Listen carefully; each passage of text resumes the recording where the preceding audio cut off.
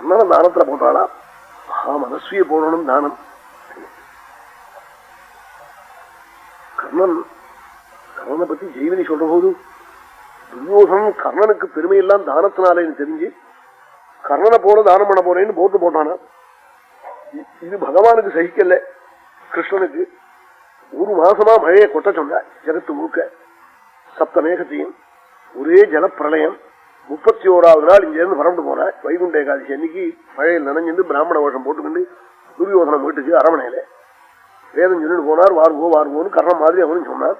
எங்க வந்தேள் என்னன்னா, நாளைக்கு துவாதசி, நாளைக்கு ஏகாதசி. இப்போ அவர் சொன்னது நாளைக்கு துவாதசின்னா ஏகாதசி சில பேர் மறந்து போச்சேன்னு நினைக்கலாம். அதுக்காக ஞாபகப்படுத்தினேன். நாளைக்கு ஏகாதசி, நாளைக்கு துவாதசி. இதோ 10 ராமநாமாவது பண்ணலாமோ இல்லையோ.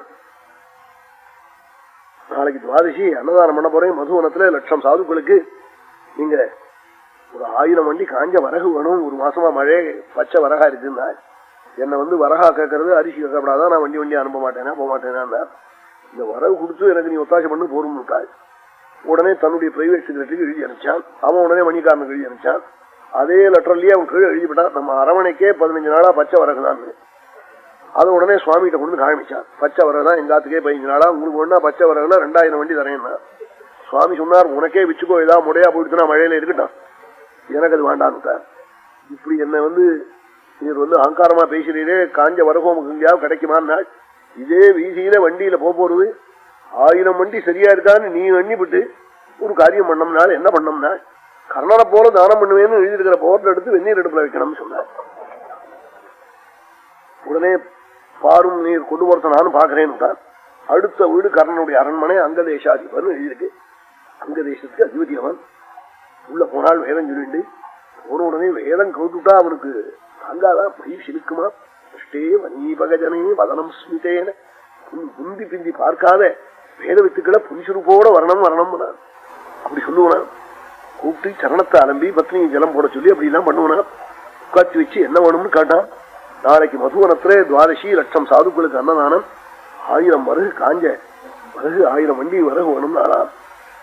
நமஸ்காரம் பண்ணி இந்த புண்ணியம் எனக்கு கிடைக்கணும்னு நீங்க நினைச்சு வந்தேலே, அதுக்காக இன்னும் நமஸ்கரிச்சானா. அப்படி கர்ணன் நமஸ்கரிப்பா அப்படி தோணுமா? என்னத்தான் நீர் பாத்தீரா கதை குடிச்சிலேன்னா கேட்கணும்னு தோணும். மூணு நான் தான் அவன் காமிச்சுனேனாங்கணும் அப்படி சொல்லணும்னு தோணுமா? இப்படி நீங்க இந்த பெரிய காரியம் பண்றேன்னு சொல்லலேன்னு சொல்லணும்னு தோணணும்னா எத்தனை புண்ணிய புருஷாலா இருக்கணும். அப்படி சொன்னா உடனே அவன் தன் பிரைவேட் செக்ரட்டரிலாம் எழுதி அனுப்பிச்சான்.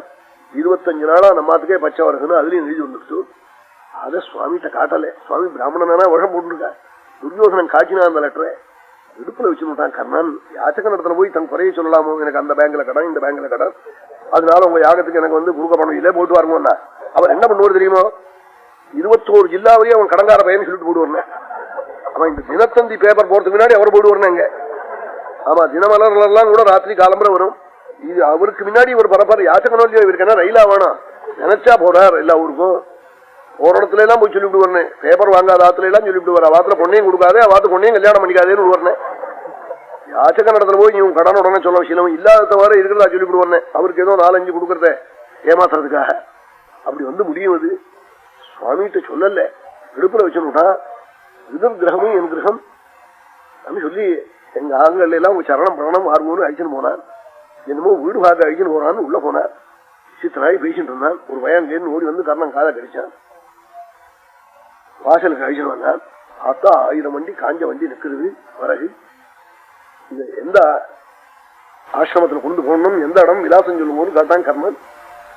நானும் அப்படி பண்ணுவார் ராஜாக்கள்லாம். அவன் கோவ கொடுத்துட்டு நீரே ஓட்டின்னு போகும்னு சொல்றதில்லை.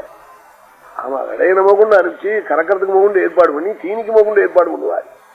அவன் சாஸ்திரத்தை தானத்தை பண்ணி முரட்டு மாட்டேன், தீனி இல்லாம 20 நாளா பண்ணி இருக்கிற மாட்டையும் ஊட்டு இல்லாத கண்ணுட்டியும் அவர்கிட்ட கொடுத்தோம். கண்ணுட்டி ஒரு பக்கம், மாடு ஒரு பக்கம், இவர் நடுப்புற. அங்க இருந்து லாரி வரும்னு, பெரிய லாரி மலையாள மரத்தை ஏற்றின்னு வரும். மலையாள மரம் ஏற்றின்னு வர லாரி வரும், சாஷி மேல வரும்னு. கடைசியில இதுல முடியும் தெரியுமோ, இந்த கோதானம் பிரம்மத்தியில முடியும். அப்படி கொண்டு விட்டுடுவோன்னே. அப்படி சாதுக்குள்ள போய் கொடுக்கலாமா? அவரும் ஏதோ மாடு இல்லாத இடத்துல கிடைச்சதே மாடுன்னு சந்தோஷப்பட்டு ஓட்ட ஆரம்பிப்பார். அப்படிலாம் தானம் பண்ணப்பட சாதுக்களால என்ன முடியும்? வைக்கல் வாங்க முடியுமா? அதுவும் இந்த நாள்ல விவகாரம் பண்ண முடியுமா? அவ குடும்பங்கள்லாம் நினைச்சா வாஸ்தவமா கவலைப்படணும். கவலைப்பட வேண்டியது சாதுக்களுடைய குடும்பத்தை பத்தி தான். எந்த ஆசிரமத்துக்கு அனுப்பணும் என்ன பண்ணணும்னு காட்டான். நமஸ்காரம் பண்ணிவிட்டு உடனே நமஸ்காரம் பண்ணினான். நமஸ்காரம் பண்ணி பாக்குறான், சுவாமி காட்டாள். முதல்லயே 1000 மண்டி காஞ்ச வரகு வந்துடுது, ஏதப்பா கர்ணான்னு காட்டாள். நீங்க முதல்ல ஒரு அரமனையை உட்கார்ந்து நிலையங்க, அந்த ஆக்க பிரிச்சு உடச்சு வைக்க சொல்லிவிட்டேன். நான் என்னடாப்பா அப்படி பண்ணலாமான்னா, சாதுக்கள் மறுபடியும் எனக்கு இப்படி கிடைப்பாளா, நான் மறுபடியும் பங்களா கட்டலாம், இது கிடைக்குமா எனக்கு இந்த புண்ணிய காலம், இப்படி ஒரு சாது வரகு கேட்டு கொடுக்குற ஒரு காலம் கிடைக்குமான்னு காட்டாள். பண்ணி நமஸ்காரம் பண்ணி இறந்திருக்கிறான். சுவாமி காணும் போது கலர்றான். வீட்டை பிரிச்சு விட்டோமே, பகவானை காணுமேன்னு திரும்பி பாக்குறான். பிரிச்ச வீட்டை துரியோதன கிரகத்துக்கு மேல இந்திரலோக பரியந்தம் உசந்து கிடக்கு. ஜெய்வினி சொன்னார், இந்த பாரதத்துக்கு இந்த சரித்திரத்துக்கு என்ன பிரயோஜனம்னா, துரியோதன அரமணை மாதிரி இவன் அரமணை இருக்கப்படாது, அதுக்கு மேல இருக்கணும் துரியோதன அரமணை வெந்நீர் உள்ளா போயிடணும்னு பண்ணாலா சுவாமி. கர்ணனுடைய கிரகத்துக்கு பக்கத்துல ஒரு வெந்நீர் உள்ள குதிரலாய மாதிரி ஆயிடுதான் துரியோதனுடைய கிரகம். அப்படி பகவான் உடனே துரியோதனம் வீட்டுல போய் அந்த போர்டை உடைச்சு வைக்க சொல்லிட்டு தான் பரட்டு போனாள்.